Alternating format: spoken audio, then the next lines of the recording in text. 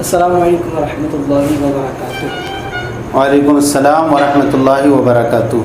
مفتی صاحب، بعض لوگ نماز میں سورہ فاتحہ پڑھتے ہوئے نستعین کو نستعین پڑھتے ہیں، یعنی الف کو بڑھا دیتے ہیں، تو کیا اس سے نماز میں کوئی خلل پیدا ہوتی ہے؟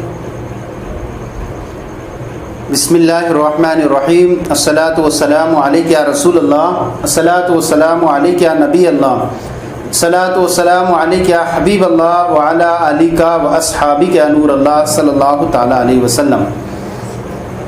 آپ نے پوچھا کہ بعض لوگ جب نماز پڑھتے ہیں اور سورہ فاتحہ میں نستعین جب پڑھتے ہیں تو وہاں پر الف بڑھا دیتے ہیں اور نستعین پڑھ دیتے ہیں۔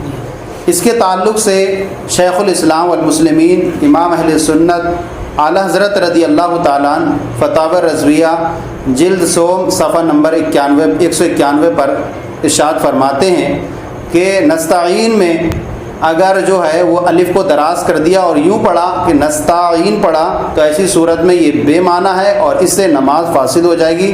لہذا اگر کسی نے نستعین کی جگہ نستعین پڑھا تو یہ صورت میں نماز فاسد ہو جائے گی اور دوبارہ سے نماز پڑھنا ضروری ہوگا۔ اللہ تعالی عالم و رسول عالم صلی اللہ